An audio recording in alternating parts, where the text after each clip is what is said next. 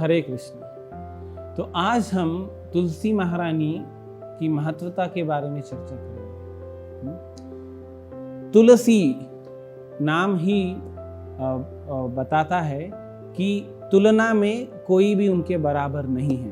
तुल असी, nobody is comparable, कोई भी उनकी तुलना के बराबर नहीं है। किस विषय में?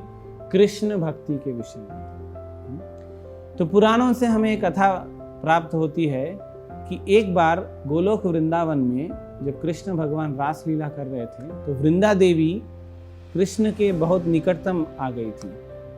ये दृश्य देखकर राधा रानी असंतोष जताई और ऐसे कार्य करने के लिए राधा रानी ने वृंदा देवी को श्राप दिया कि जाओ तुम मृत्युलोक में जाकर जन्म लो।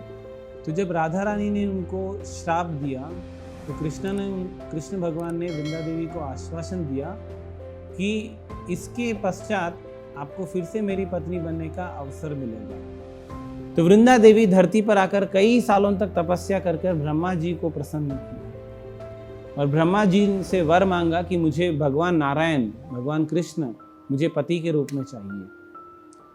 तो ब्रह्मा जी ने कहा, उनको फिर से ज्ञात दिलाया कि आप गोलोक वृंदावन में वृंदा देवी के नाम में स्थित थी।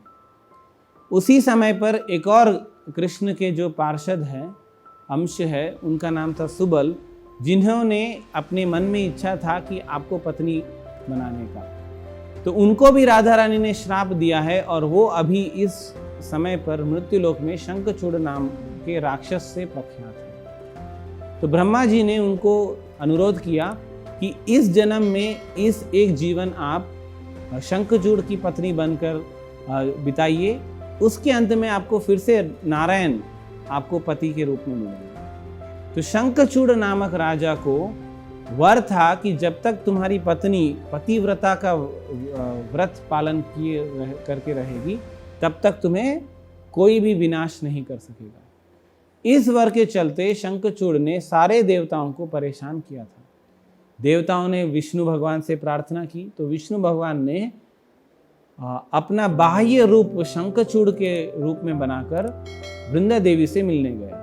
तो जब वृंदा देवी ने सोचा कि ये मेरे पति है और निकटतम आई, तब उनको पता चला कि ये शंखचूड़ नहीं है। तो इनके वर प्रतिव्रता व्रत टूटने के कारण शंखचूड़ की मृत्यु हो गई और वो वापस गोलोक वृंदावन चले गए अपना निज स्वरूप लेकर। ये जानकर कि विष्णु भगवान ने मेरा व्रत तोड़ा, वृंदा देवी ने विष्णु भगवान को श्राप दिया कि तुम एक पत्थर हृदय व्यक्ति के जैसे बर्ताव किए हैं, इसलिए आप पत्थर बन जाएंगे।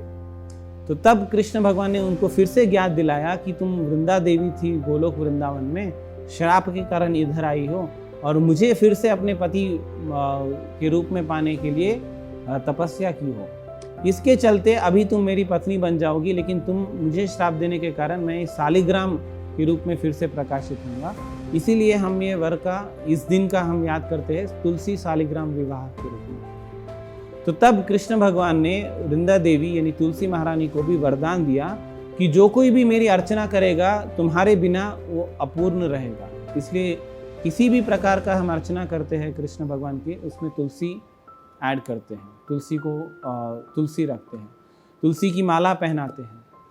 कृष्ण भगवान ने ये भी वर दिया, जो कोई भी आपको स्पर्श करेगा, आपको पानी अर्पण करेगा, आपकी प्रदक्षिणा करेगा, सारे पापों से मुक्त हो जाएगा और तुम अकेली ही वृंदावन में वास देने वाली देवी बनोगी। इसलिए हम वृंदावन को बोलते हैं वृंदावन। वृंदावन का अर्थ है जो वृंदा देवी का वन है, जहाँ पर वृंदा देवी का वास है। तो इसके चलते हम भी जो इस्कॉन के भक्त हैं, वृंदा देवी यानी तुलसी देवी का सुबह में और शाम में अर्चना करते हैं, पूजा करते हैं, प्रदक्षिणा करते हैं।